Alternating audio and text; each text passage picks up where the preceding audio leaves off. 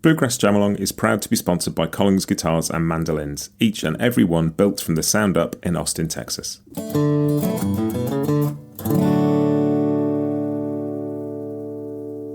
This episode is also brought to you by Peghead Nation, the home of roots music instruction.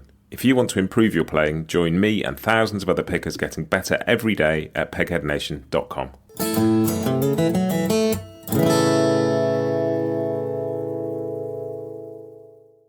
Hi, this is Matt, and you're listening to Bluegrass Jam Along, the podcast for anyone and everyone who loves bluegrass.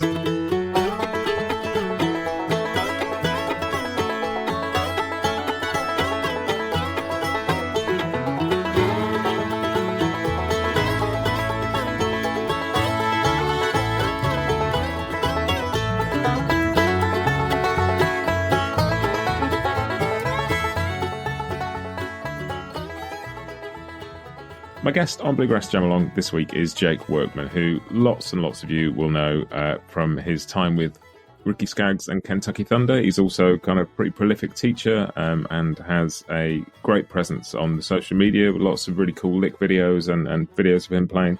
But I think the thing I'm most excited to talk about is his time with Ricky Skaggs and Kentucky Thunder. So we're going to do that. Jake, it's great to have you here. Thanks for being here. Yes, thank you, Matt. I'm honored to be here. It's always really interesting talking to people at kind of points of transition. I talked to Gabe Witcher just after he left Punch Brothers. I talked to Brittany Hass just after she joined Punch Brothers. And as soon as I saw, you've been on my list of people I really wanted to talk to for some time anyway. But as soon as I saw the announcement you put up at the end of last year saying you were entering your final run of shows with Ricky Skaggs, I immediately sent you a message and was like, we need to talk now. This is, because that's an incredible journey you went on with Ricky.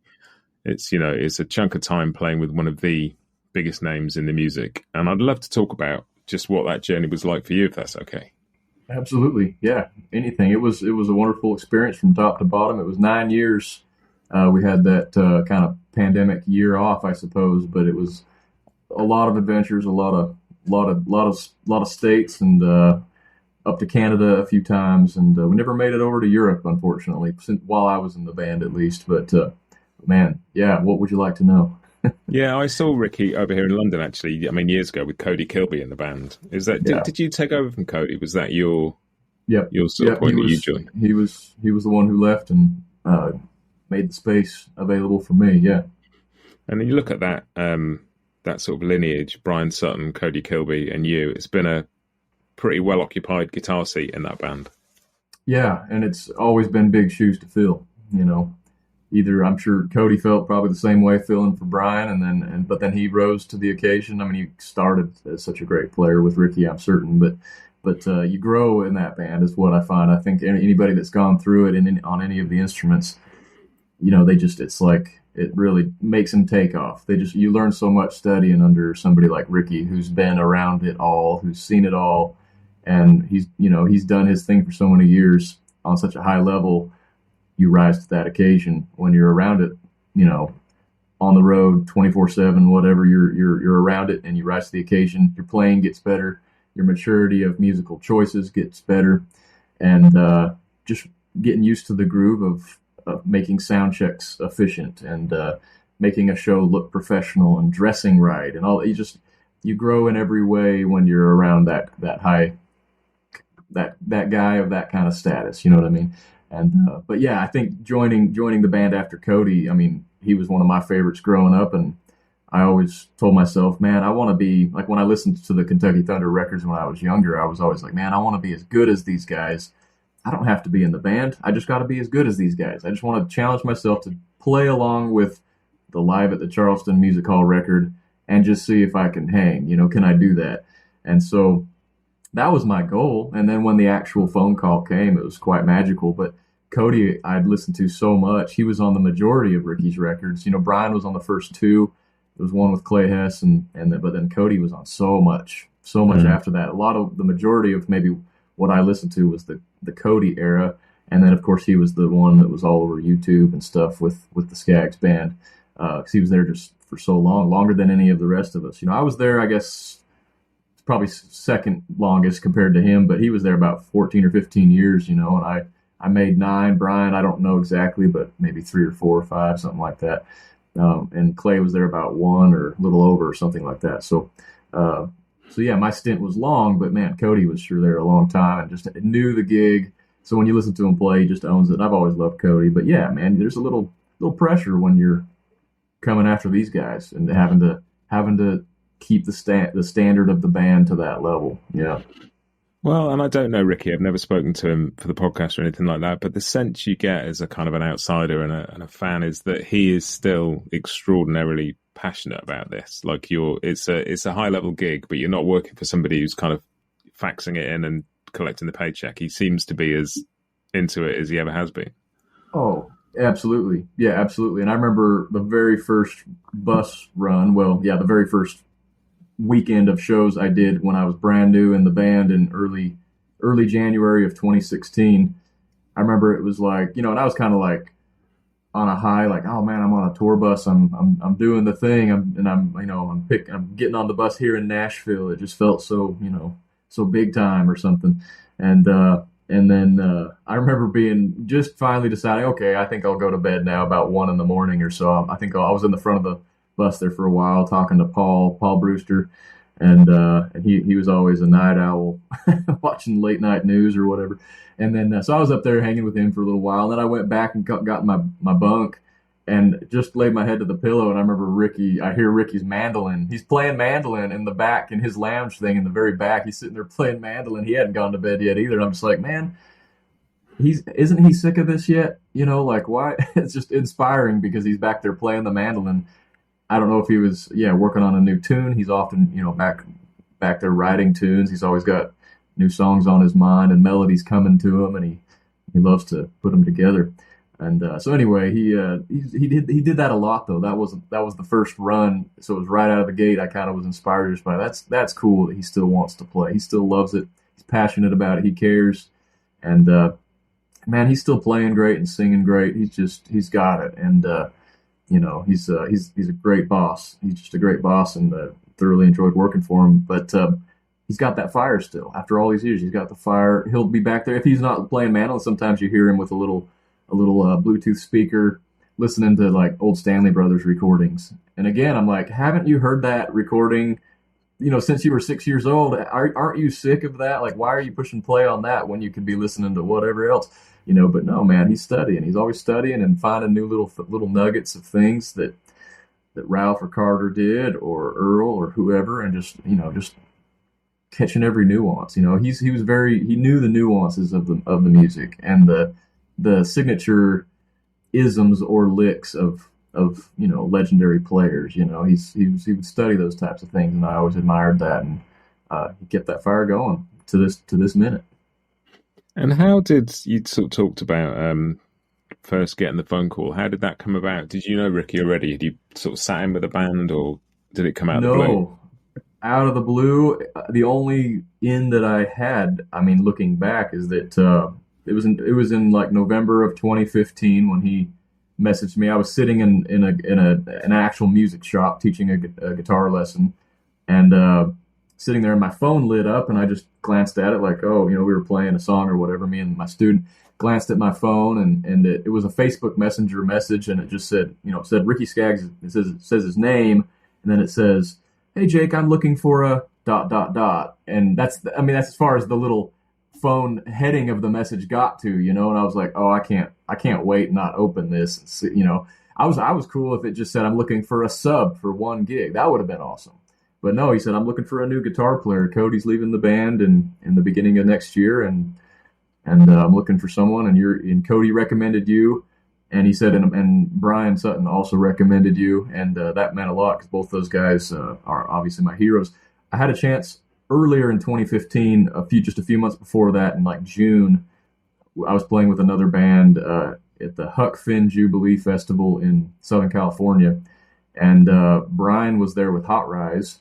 And he caught me backstage, and he just said, "Hey Jake, I love your playing." He just said some super nice things to me, and I didn't even know he knew who I was. I knew who he was, obviously, but I didn't know he knew who I was. So he said some nice things about my playing. I was like, "Oh man, I so appreciate that so much. Geez, I sure love your playing, and would love to pick sometime. Hope we can jam one day. And he's like, "Well, what are you doing?" And I don't know. after our hot rise set here in, an hour and 10 minutes or whatever?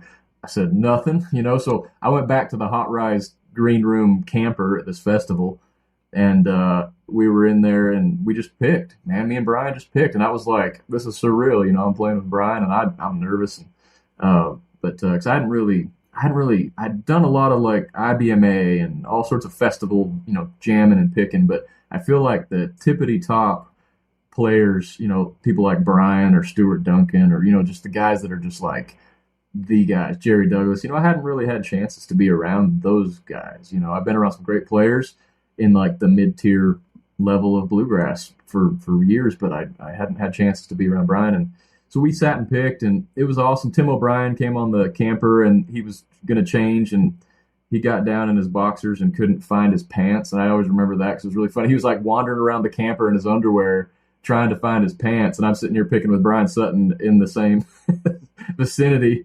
It was pretty funny, man. But what a cool experience. So that got me, introduced to Bryan, and we played and had a good time there for about an hour or whatever. And then Bela came in. That was another one. It was like Bela came in and played a couple tunes with us. I was like, well, geez, man, I hadn't played with Bela before. I played with him once or twice since on just a couple small jam session sort of things. But so that was just so cool. I just, went home just on a high from that. And then, went about my way doing my thing for the rest of that year until Ricky called. But I think it was partly that little jam with Bryan that Bryan, really knew more of my playing up close, and was that's why I came to his mind first for the Kentucky Thunder gig. And then Cody had gotten to know me just a little bit. I'd never jammed with him, but I think just the power of YouTube, Facebook, he'd gotten familiar with me, and I'd introduced myself to him at a couple festivals like Wintergrass, at the CD table. I'd go up and just say hi, and man, I love the show, whatever. And I think I got in his sights enough to where he knew what I could do, and knew I was capable of the gig. But yeah, that's kind of how it came about. And then when Ricky messaged me, he said, I'd love to give me a call sometime. So in my very first break, whenever that was that day, I called him up, and he left his phone number on there. I called him up, and he answered and said, how'd you get my number? He didn't even like say hi or hello. He just said, how'd you get my number? And he's like, hey, I'm just kidding you, buddy. I know, this is Jake, right? He's just goofing around. And but yeah, he was so sweet to talk to, and we visited for a good 30 minutes or so, and just kind of he asked about my interest. And I was living in Utah at the time. I'm back in Utah now, actually, and ever since about the midpoint of the pandemic, I've been back in Utah. And these last 3 years playing with Ricky, I've been flying out to the East Coast a lot, a lot of flights, and then the bus, flying to the bus really. So, but yeah, we talked on the phone for a little while, and he just asked about my interest in the gig and asked about what kinds of guitars I had, and he likes those big Brazilian rosewood just beast, the old 28s. That's his thing. But I at the time didn't have exactly that, and ended up getting this guitar, which is a Collings with Madagascar rosewood, and he sure loved this guitar, and I do too. So we eventually got me into one that was like the sound that he was after, and so. But we talked about that, and he talked about just what they do, how much they play, and it was the right amount of dates. I think it wasn't too many to where you're always on the road like constantly. It was the right amount of shows, a weekend warrior sort of thing. You might be out 2 or 3 weekends of a month for 2 or 3 days each weekend, but you're home a lot in between. And especially if you're based in Nashville, which I was for a good few years after that. I moved to Nashville at the end of 2016. So I was in the band about 10 or 11 months. And then my wife and I made the move to Nashville. And then I spent the end of 2016 up until the pandemic shut down. I was in Nashville and really enjoyed. Those were probably the best years for me in the band as far as just being comfortable, playing well, because I wasn't traveling like in an airplane for so dang many hours, which just wears your neck out, wears your body out, it makes you feel funky. I don't play the guitar as well right after landing on a flight. I just never have. It's a weird thing. I've always noticed that. Like the day that I fly, those shows are usually not as loose and it's just me being me as the days where I get better rest and I ride the bus. It's just so I do I miss those years of being in Nashville, being close to the bus. But man, family and other things in the world that matter too. It made sense to be back in Utah for at least that first year as I'm kind of testing the waters here, getting in this new band. And then since the pandemic, my wife and I had a baby on the way, and we've since had 2 more, and we got another one on the way. We got baby number 4 on the way due here in June. It's kind of nuts here. I don't know what we're doing to ourselves, but it's wonderful.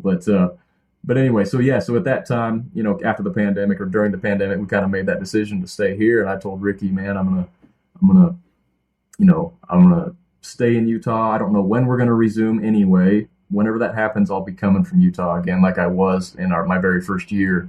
And he said, I understand. That's no problem. We'll take you as much as we can get you.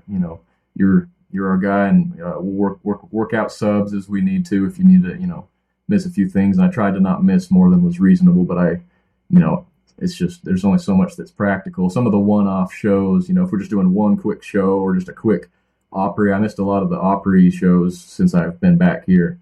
Played the Grand Ole Opry many times, but huge majority of those were when I was in Nashville, when it was so convenient, And then I didn't make quite as many since then, but I made most of the shows. I made 90% of the shows, but would have to have a sub occasionally, and Cody would come back or whoever we can get. Clay Hess did it a couple times. Seth Taylor, Sean Richardson would be subs. Whoever Skaggs could get. But he'd always tell me, man, when I'd get back after missing a show or whatever, he'd always be like, man, it's good to have you back, and you could see that he meant it, and that meant a lot to me. I always, I hated missing a show ever, and I didn't miss much in the first 5 years in the band or whatever. I didn't miss hardly anything. But then since I came back to Utah, I had to miss a few, and always hated that, but it's just what it was. And but he said, man, we'll take you as much as we can get you. Don't worry about it. Just be here as much as you can. We want you. And that meant a lot, because I figured maybe when I told him this during the pandemic that I'd move back, he'd say something like, well, maybe I'll need to look to somebody else that's close by. And I was open to that if that was the thing. I said, do what you need to do, but I won't be moving back, And so, but he said, no, if you're willing to fly, we're willing to take you. Just be here as much as you're able, and we'll cover your flights and all that stuff. So worked out good. But yeah, I think there came a point at the middle of last year, even early last year, where I just kind of sensed the end of the road. I just kind of sensed it. Just felt like family's growing, over here, and my teaching business is going strong, and I've got other things that I, want to do in life too, with music and other things too, maybe. And I think carving out that traveling and road dates, carving all that out of my schedule is probably the best, at this point, the best thing for me, so I can have a more regulated life and do some of these other things that I want to do. And there's a lot in the works. I've been doing a lot of teaching gigs. I'm coming over your way in April to teach at the Sore Fingers camp. Yeah, so, I saw that. That's cool. So that'll be fun. But anyway, sorry, I went way off your question there about that first message with Ricky. But yeah. No, it's interesting, isn't it? It feels like that sort of pandemic shutdown time. A lot of people reassessed kind of, because if you're, a gigging, working musician, you don't get a lot of time to sit at home and think about what else you might do. And so many people have said to me that period just gave me a chance to reflect and kind of just be still for a bit and think, well, hang on a minute, what are my other options here?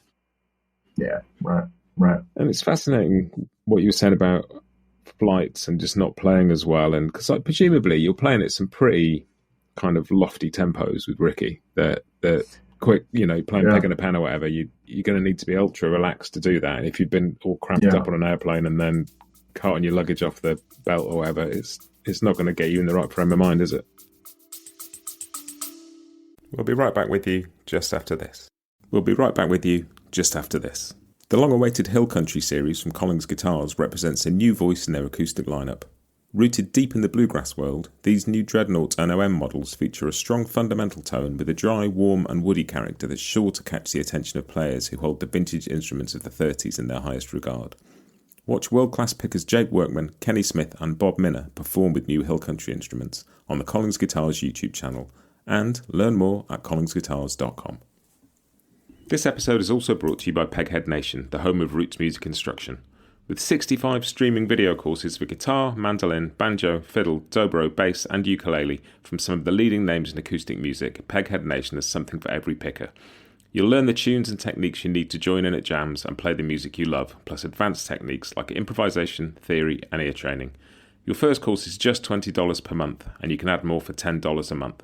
Sign up for any course and get your first month free with the promo code JAMALONG, all one word. Join thousands of other players, including me, who are advancing on their instruments and having more fun playing the roots music they love at pegheadnation.com.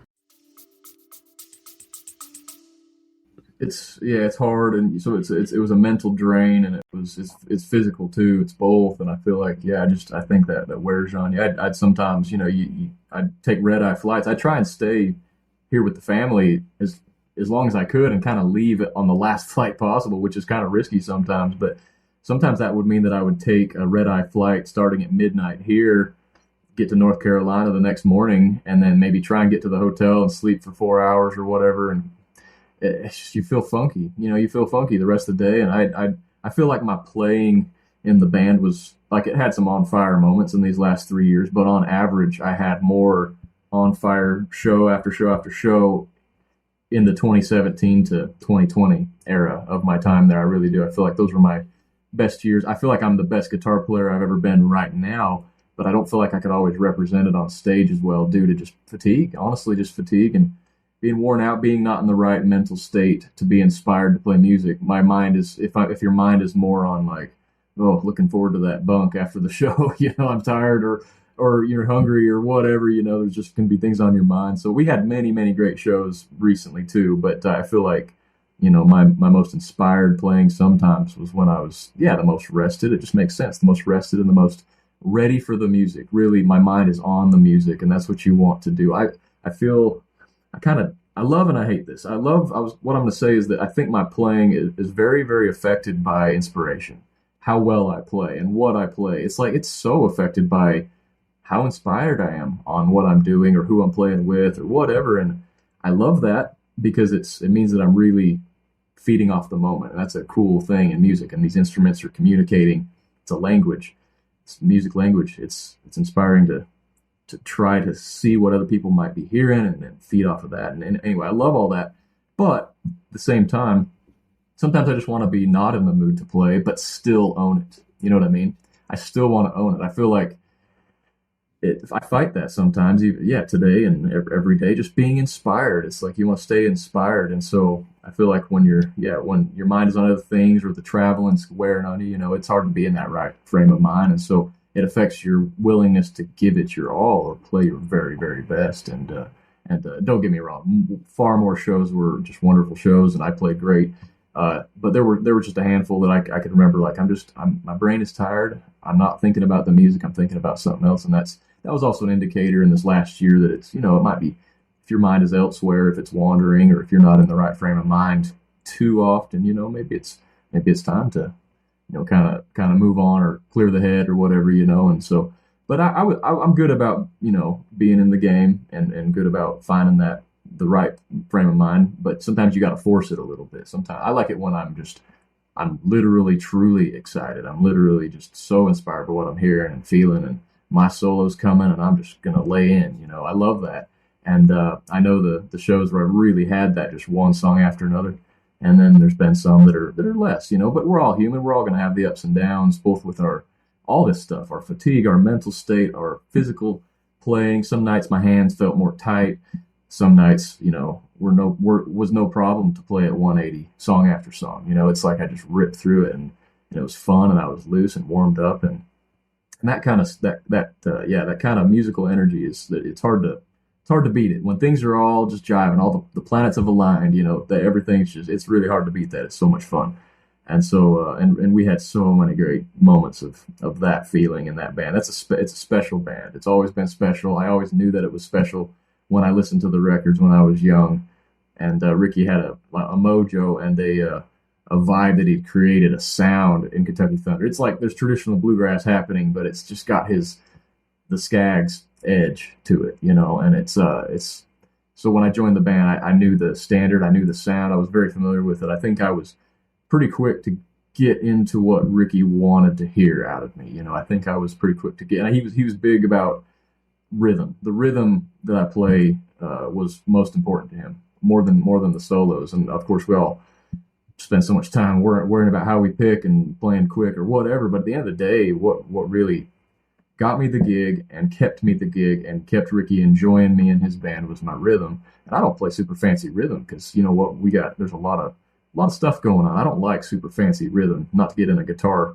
lesson here, but I play really drive-in rhythm. I play really groovy rhythm. I know how to listen to the band and accommodate my rhythm to fit the situation the very best. And I don't do a ton of fills and passing chords and bass walks. I remember I did some of that early on, and Ricky said, "Careful, you're rubbing with the bass, and just listen to that. We don't want to fight with the bass."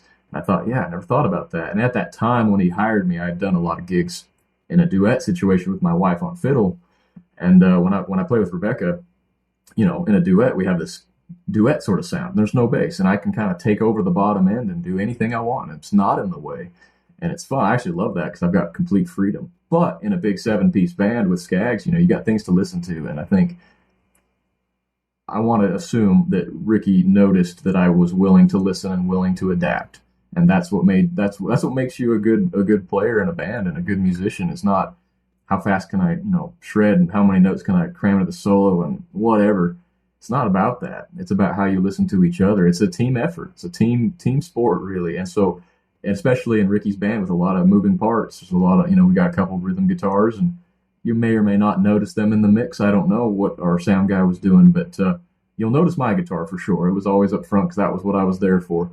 But still, there's a lot of instruments and a lot of things. So you need to, if you want to keep this sound clean and grooving and floating nicely along, you don't want to be in the way. And I hear guys there's a lot of guys that everybody's a teacher these days on social media, it seems like, and influence or whatever. But there's guys out there playing rhythm that I honestly would dread having to play a lead against because it's too dang busy. It would make me want to stop and go, "Do you want a solo? Do you want to take over?" That frustrates me. I've played against rhythm like that. I don't like rhythm that's too busy. So I leave it simple, and that's what Ricky loved. It was groovy, and it was powerful, and it was just right in the pocket, but it wasn't overly busy. It was like the glue and the pad and the foundation that held the band together. And sometimes you got to realize, you got to humble yourself and just say, that's all that's needed. And that's why I had the gig for so long. I mean, honestly. And I worked on my solos. I tried to always get better at that. And Ricky loved how I picked, but the real magic and he told me that many times, the real magic that inspired him is playing against my rhythm. And that meant a lot, And so that's the thing that matters the very most. And so I enjoyed that role. I enjoyed that role of supporting the band and making it better in that way, and not always having to be, when my solo will come around, I'll lay into it and I'll let you know. But when I'm anywhere else in the song, man, just do what's needed to make the band better. And I think that's what Ricky really enjoyed about my playing as much as anything. It's just the willingness to listen and adapt and not come in hot-headed, ready to just be, busying it up with too many fills, especially in the rhythm. So that was a big deal. And is there, in terms of the time you spent there, is there anything you learned about kind of playing in general about you as a musician that kind of maybe you hadn't expected to discover about yourself? You must have gone into that band with some expectations of what it was going to be and a sort of, a preset notion of what you thought was going to be required. Yeah, I mean, I kind of knew. Yeah, I guess I can't remember exactly what my thoughts were, but I'd heard the sound so much on records and on YouTube and all that. Like I knew the Kentucky Thunder vibe basically, but yeah, there's things that I think I learned how to play better rhythm studying under Ricky. Those types of things. I feel like using in-ear monitors was a big learning curve for me. I hadn't used in-ear monitors, and I think maybe I did it in one gig many years before that, and I was on banjo. It was like not, and I wasn't comfy then either. But yeah, I just getting used to in-ear monitors and hearing everything in such detail. It's like we have great sound guys, and I was using really nice in-ear monitors that sound great, and it's like you're part of a mixed record. It's happening live, happening right there, but it's part of a mixed record. But it's weird. I'm not used to that, like high fidelity, high quality. It's like I'm in a jam session where sometimes I can't hardly hear myself, and I kind of almost play better in that situation because you feel like, well, I can't hear myself, so nobody else can, so I'm not afraid to go for it. I'm not afraid to play loud. sometimes when you're hearing such good detail, it's like it makes you want to hold back, you know. I felt like that was maybe the biggest learning curve or unexpected thing. You know, I thought, man, I'm going to hear myself so well. I got my new custom molded ear monitors. I'm going to hear myself so well. This is going to be great. And then, yeah, I heard myself so well. And yeah, man, it was kind of an adjustment, you know, and I'm hearing my guitar here, not a foot and a half down from me here, you know, and kind of, so it's like, yeah, it made my hands feel goofy. It's almost like they didn't know how to respond to it and play. So it took me a few gigs, months, honestly, to really settle into using ear monitors. So that first year was definitely like a learning year. I learned not to play too many bass walks, passing chords that got in the way, playing rhythm in the way Ricky liked. I learned how to use ear monitors better. I just got used to the road situation, little things like knowing how much to pack, like food and clothes wise, whatever, and then not packing anything extra. You know, I think that first trip I probably overpacked, just like anybody would, you know, and I realized, you know what, you can do this pretty slick. There were some weekends, like a 2-day run or whatever, man, I took a backpack. That was it. You know, I had like shoes, nice dress shirt and whatever, and enough to get by, but it was pretty simple, you know, and I kind of liked packing light sometimes. And then when I started flying, I was conscious of that too. I'd try and do everything in a carry-on. I would leave this guitar. This was my main Skaggs guitar that I used. But I used a couple other things along the way. But when I got this, nothing else was beating it. But anyway, I'd leave this guitar in Nashville, and it would either meet me at the gig if I flew right to the city we were playing, or I'd just meet me at the bus when I got to the bus, whatever. And so I was able to travel light, you know, and that was cool. But yeah, you just learn things like that. Just life on the road, musical things, and then just basic needs type of things. You know what I mean? So trying to think if there's anything else that was like unexpected or whatever. I don't think so, because I knew the material well going in, you know, and I was always ready for the most part. I was always very ready if Ricky called an audible. And, you know, he was pretty set on having a set list, and that set list would stay the same for months at a time. And, you know, and if I could change anything about the band or whatever, looking back, and he can hear this and it'd be fine. But I think if I was just to, say one thing about what I would have desired differently, if there was anything it's beyond my control, and I'm not the boss, so I'm totally fine to do whatever. But I wouldn't have minded if the set list was different every night. You know, have a batch of 70 tunes and say, okay, boys, this is our master list. You don't know which 15 to 20 I'm going to put down for tonight. Make a set list. It doesn't have to be like he's literally winging it on stage. He can have a list, but don't tell us what it is. Make sure we're sharp on 70 tunes. He's hired some of the best musicians in the world, and we don't need to be held to 17 songs, you know, the same songs each night. And I know that's that's been how he rolls in the band, and I think it's very respectable, because you want to have a tight show, and when you play those same songs, you have a tight show. But it's also not good to get too comfy in your gig. It's not good for a musician, especially musicians of these calibers. We all strive for a high level, and when we thrive is when we're kept on our toes a little bit. We're a little less than comfy.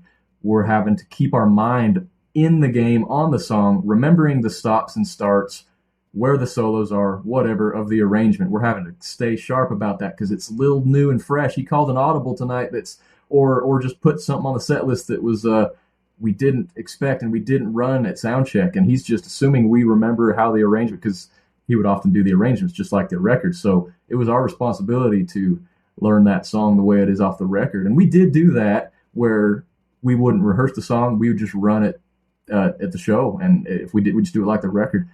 My only thing to add to that I wish could have happened is I wish it was even more of a challenge where the set list was different every night. That would have been awesome. It would have kept us on our toes, but it puts pressure on Ricky too, to remember all the words and, you know, arrangements. So, but that would have been really neat. I think, you know, bands like Snarky Puppy do that. Billy Strings does that. Yeah. He's got a huge batch of songs, but it's not the same set list, you know, verbatim every night. So I think that would, that would keep us fresh, keep us sharp, and make us play better than we actually play. If you get too comfy and you've played the song too many times in the same orders, even, it's like it's hard to be inspired to play a different solo or something new and fresh. It's hard to like put a new game on. It's like it's easy to get in a rut. So we'd usually change the set list up at the beginning of the year, and then have some new songs trickle in maybe throughout the year, a couple here or there. But for a year at a time, we often had the same list for that year, and that would be my only thing that and that's such a stupid petty thing. But as a musician and striving for newness, striving to grow and be challenged, I think that you want to be challenged at this level. I have to be challenged, or I'm not gonna. I don't sit here and like play Salt Creek to myself. I might like work up a cool version of it, or just get some new mojo on it, and then like post a video of something like an old fiddle tune. But I don't sit and play fiddle tunes anymore. Like I teach them a lot. That's as far as I need to go with them on a daily basis. I got to look. I'm looking for new stuff. I've been playing electric guitar a lot lately. A lot more. I mean, I've been practicing both, but I think, man, when I've had free time, it's not been on acoustic bluegrass lately. It's been, and you know what? When I've been going to electric guitar and playing that, I've been finding new left hand things and just like new isms of that style. There's so much style that can be found on an electric guitar, phrasing and touch and tone and articulation. There's just so many things that you find different there that's not on acoustic guitar typically. But man, I'm pulling some of that over to bluegrass. I'm taking my bluegrass chops over to electric. I'm just loving the mix, man. So it's helping my bluegrass playing to look at other things. Gypsy jazz music, Irish music, freaking 80s hair band, Van Halen, rock and roll. Like, dude, that stuff, that gets me. I can't help it. That's what I played in high school. I was an electric guitar player and a rock music player before I was like serious about bluegrass. So some guys are like bluegrass players that grew up with, like they picked with grandpa on his front porch when they were 5 years old, and they played bluegrass and fiddle tunes, and he played the fiddle and he put a guitar in your hand, and they have that kind of story to tell. That's not me at all. My family, nobody was in bluegrass. They hardly knew what it was.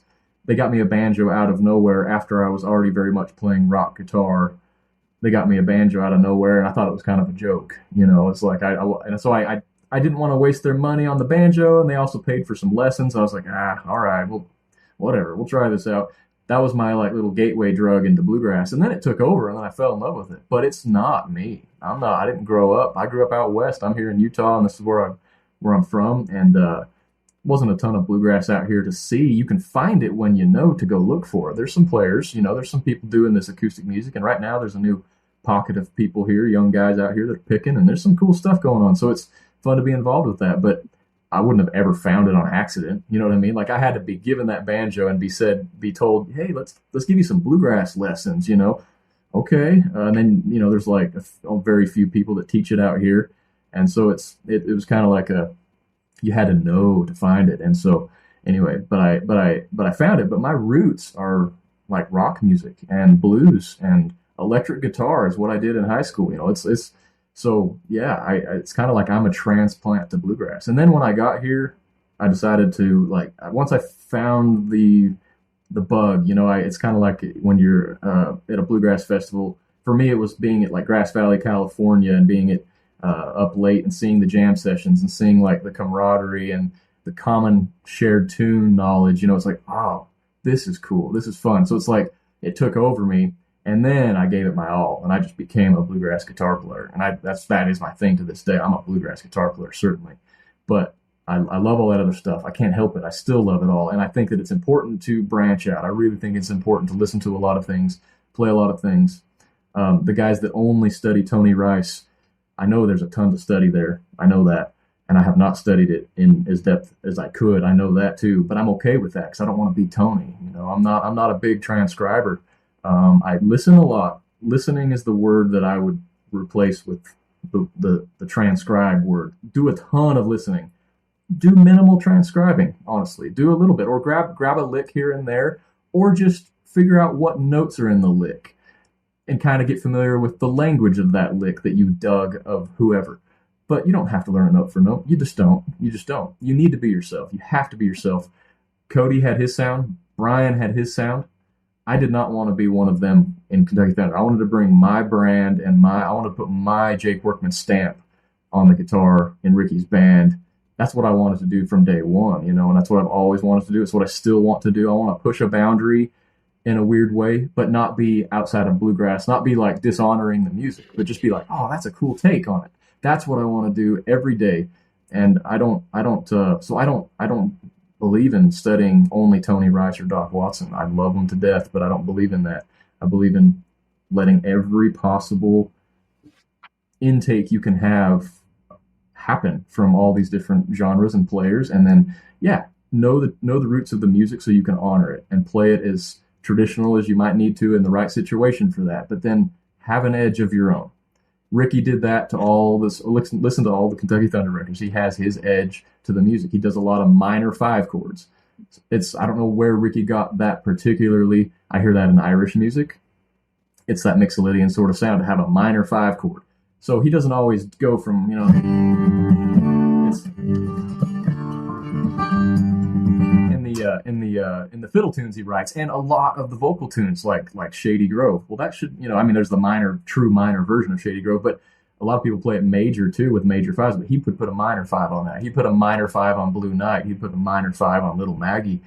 And it's just like, that's a little thing he picked up that became really signature of Ricky. And I love that he likes that sound. It's mysterious. It's cool. And so just pick up little things like that. Well, I don't know where he got that, but then he brought it back to bluegrass and made it more of a thing within his sound. And I think that's really cool. So, that's things that are on my mind. Yeah, and you talk about studying Tony and studying Doc, and people have, and people do, and people always will. But Doc was playing electric guitar for dances before and he brought a whole bunch of other stuff. He was playing pop songs, he was playing all sorts of things, and Tony was trying to sound like a jazz piano player or a jazz drummer. He studied Clarence obviously, but he was bringing, he was listening well outside the genre and bringing stuff back in, and that's what keeps it fresh. And the guys who kicked all of this off, there was no bluegrass to listen to. They were listening to all sorts of things. You can listen to Earl Scruggs, you hear bits of swing and bits of boogie woogie and bits of blues and bits of all of that in there, Totally. Yep. And Bill Monroe's, you listen to rockabilly music and you listen to bluegrass music. It's like, you see some parallels there. It's like Chuck Berry's just the same music on a different kind of Gibson, Yeah, that's exactly right. Exactly right. That's cool. And I think that's awesome. I think that it's great. So honestly, my favorite musicians out there, it's not about what kind of music they play that makes me love them. It's the guys that are believable, that they are playing from their own heart. That's what I find is just, so I don't care what instrument they're playing, I don't care what genre they're playing, but you can read the guys that play from their own heart and have their own personality in their playing. They know how to make the audience do two things. They know how to make the audience tap their foot because they play with such good groove. I think timing is so important. And then the other thing is they know how to make the audience smile because they have personality and fun and life in their playing. And I think of David Greer, perfect example. It's just, he's got impeccable time and impeccable creativity, and it's just, you can't help but listen to him and just be like, dang, that just sucks you in. It's so fun. And there's guys that do that less for me, that you can tell are just like, well, he's just, he studied one guy too much and he's just a clone of that. And it's like, I'm nothing wrong with that if that's what you want to do. But my very favorite musicians are the ones that are believable, that play from the heart, and they play in the moment. They don't play the same solo every time they play. And I've been guilty of that. It's easy to want to play the same solo. You compose something and you want to just do it. I love the guys that are really playing in the moment. And that's kind of why I say I would love to have been kept even more on my toes. I was on my toes plenty in that band at those tempos, trust me. But what if we also had a different set list every night, and last night we played Pig in a Pen, but tonight that same slot in the set might be Little Maggie or Rolling My Sweet Baby's Arms, another burner, just to have that same kind of flow of fast and slow throughout the show, but a different one, just to like, oh man, I haven't played this in a couple shows, few weeks, couple days, whatever, and just be like, yeah, that felt good, just to kind of shake off the rust. Like, it's fresh, and you sometimes play out of your mind a little bit more when that's the case. It's really interesting. So much of what you talked about, like whether it's trying to play when you're tired, or mindset, or approach, or character, or finding your own things, so much of that, like, I'm fascinated to know when you teach, because my experience of being taught bluegrass guitar it's largely been on artist works with Bryan Sutton. And my experience was not that he was teaching me licks and teaching me technique. He's sort of teaching people to approach music as a human being. And it's, I think people are surprised by that sometimes, kind of how almost philosophical the approach can be to being a musician, rather than just put your hand here, play these 3 notes, play those 4 notes. Yep.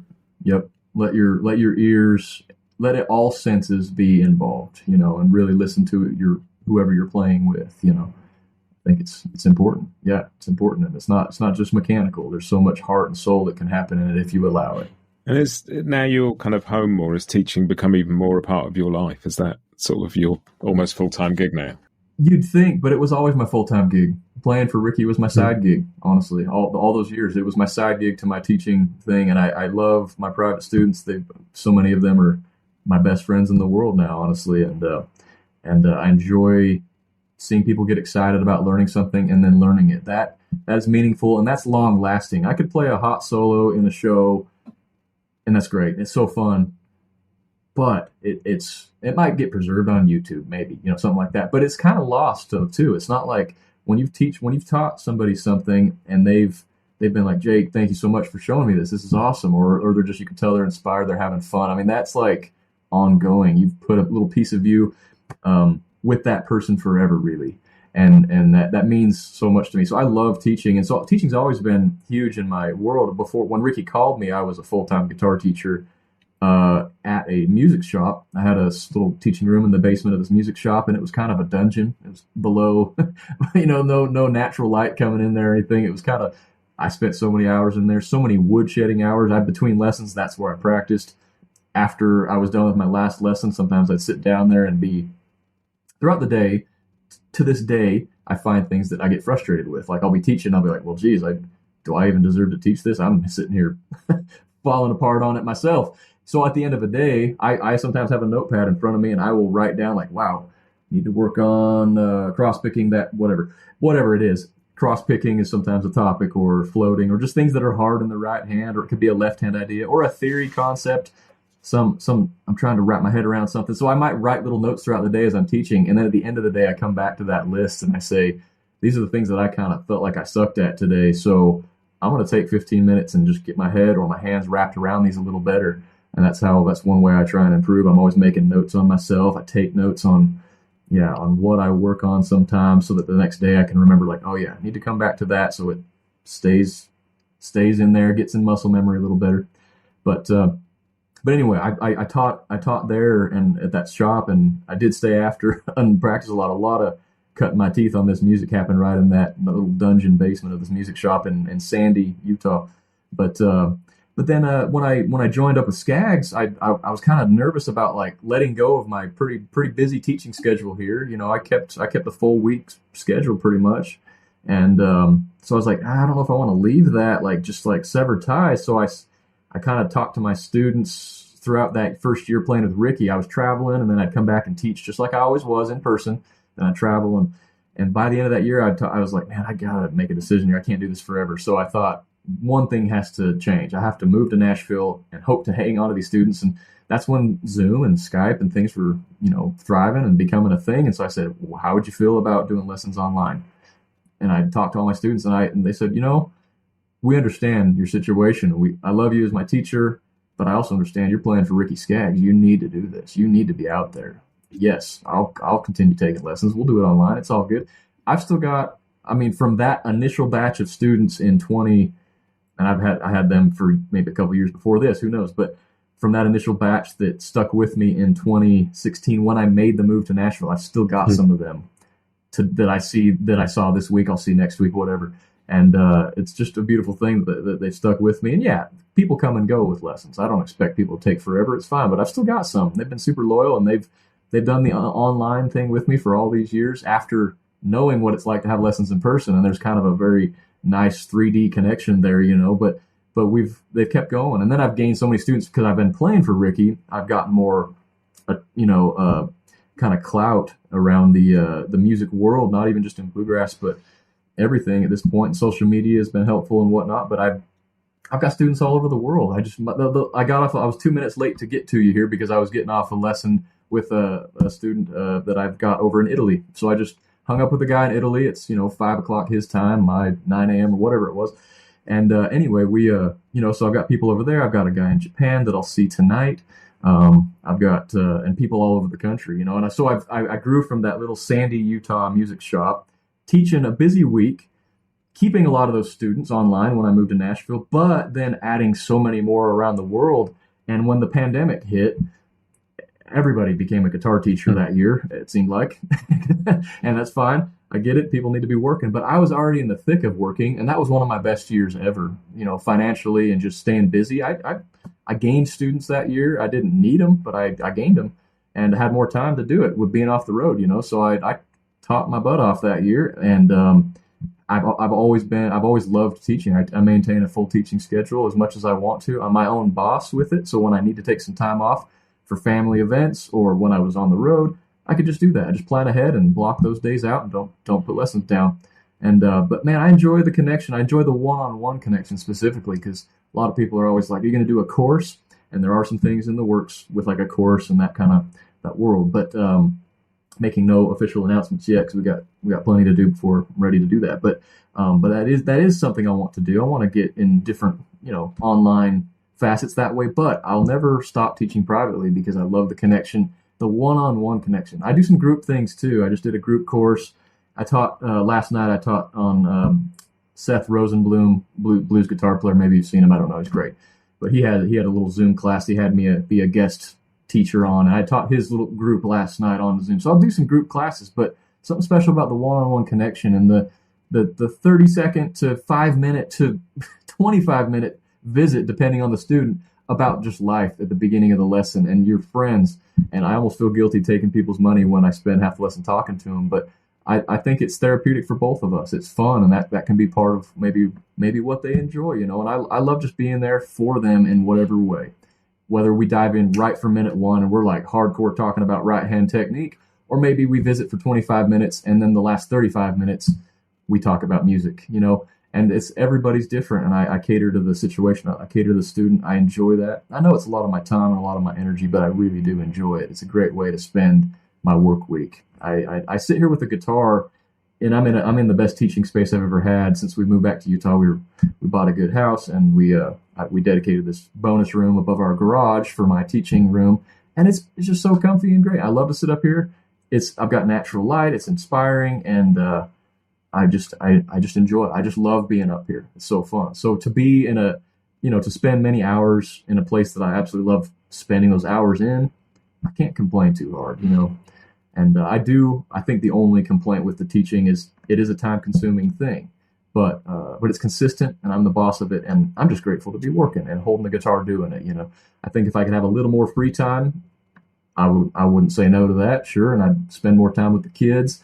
I spent a good amount of time with them, but man, just knowing they're down there playing and they're so cute and fun. I wouldn't mind going down there and hanging out with them more out through the average day, sure. But I'll get that on the weekend and I'll get that at night every night, and any breaks throughout the day, I get that. So it's all good. I'm finding a nice balance, and I think being off the road and is allowing me that chance to kind of have a more stable, just day-to-day situation, and I'm enjoying that. I'm enjoying that a lot. But the teaching is a big deal. So it's grown. Ricky helped it grow. I'm almost all online. People are welcome to come sit right in here and do a lesson. And I have people come down. I'm kind of in the middle of Utah. It's kind of a nowhere place called Oak City, but wonderful town, and we love it. And I'll have people come, fly to Utah for a skiing trip, or they're going to hit some national parks and do some hiking, and they stop by and do a lesson here. I've had that many times. And I've had people come down from Salt Lake all the time. I've got a kid here in the neighborhood that comes over every Thursday night, and so it's like I teach in person still. Absolutely happy to do it and love to do it. It's fun. And but I think 99% of my week is online, and it's Ricky helped that though. So it's like he helped my teaching career. I was scared to leave Utah initially, but he helped it grow because he gave me more of a bigger status. People see who plays for Ricky Skaggs, people see that. And, so you get to be known, and then social media kind of helped it grow. So I just kind of kept it going all these years. I just never stopped teaching, I just enjoy it. And, I'd add in other things, but that's always been my constant. I love to play gigs, love to get out and do different things, but that's my staple. And you're heading to Bryan Sutton's Blue Ridge Guitar Camp this year, aren't you? Absolutely. Yep, it was there. We were there last year, and there again this year. Can't wait. It was such a good time. It looks like an astonishing thing, just, to be in that space with those guitar players for that amount of time, and just some of the, and it's an interesting thing with things like that, because there's only so much you can teach people in a few days in terms of actual stuff, but you can go so deep on the conversations. Yeah, it's really, really fun. You get each instructor, there's 6 instructors, and there's 6 groups of students, and they rotate the instructors, and you get, I think, 90 minutes with each group one time. So you can kind of teach the same thing those 6 times, or roughly cater it to the group. There's different abilities of these different groups, and but honestly, everybody there was very competent, good players, and very receptive and understanding of what you say. So you could basically teach the same exact thing. But man, yeah, we got into it. We had a lot of fun, and I feel like it's a great environment for learning. I highly recommend the camp, and I'm so honored when Bryan asked me back again, because I know he wants to rotate and get some new faces there, and he'll always be there clearly, but he rotates the other guys, and to have a second year in a row meant a lot. I don't expect him to have me there every year by any means, but I sure will say yes anytime he wants me. It's a really wonderful camp, great environment, positive energy all the way around.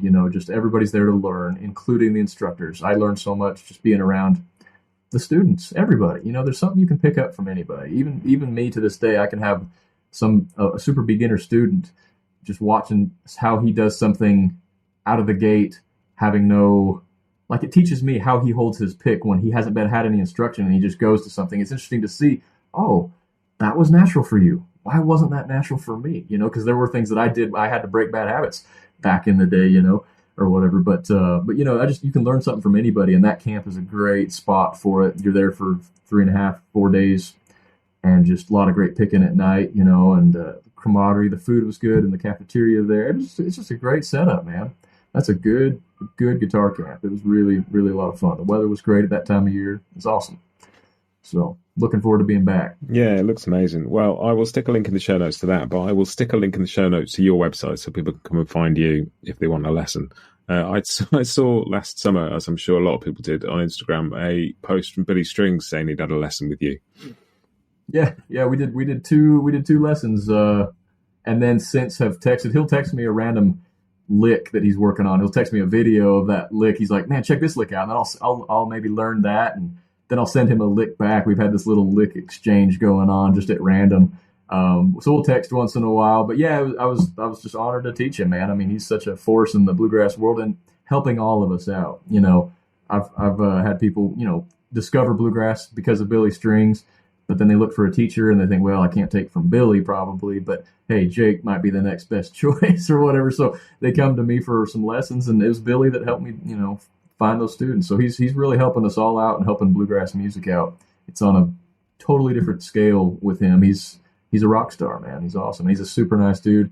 And yeah, we had fun. We got into it too. We didn't just sit here and BS. We got into it, and actually I did my best to teach him what I can, and I mean, there's plenty of things he could teach me, So we did do some exchange there too, but he had some questions for me, and we got into it, and then he wanted a second lesson a month or 2 later, and we did it again, and we stay connected, and always great to sit down with him when I can. It hasn't been many times that we've sat down in person, but the Blue Ridge camp last year, we definitely got some good picking in, and hoping he sneaks over this year. We'll see. I don't know. There's something really inspiring for the rest of us to see somebody like Billy wanting a guitar lesson. And it's, whenever you hear people like, so you were saying about Ricky, he's always, pushing forward and trying to improve. And you listen to people like Jerry Douglas or David Grisman, and they're always saying, I'm still searching, I'm still looking for a thing. And it's just inspiring for people like me at my stage in the journey, knowing that you don't ever really reach a destination. Yeah, you never do. There's always something to work on. There's always something. I play guitar every minute I can possibly play it. I've still got that fire. I'm trying to be like Ricky, I guess. Just keep that going and never stop learning, But it's a fun journey. Well, thanks for taking some time out of it to talk to me. I've really enjoyed this. It's been such a cool conversation. Thank you. Oh, thank you, Matt. Appreciate you having me. I'm honored to be here.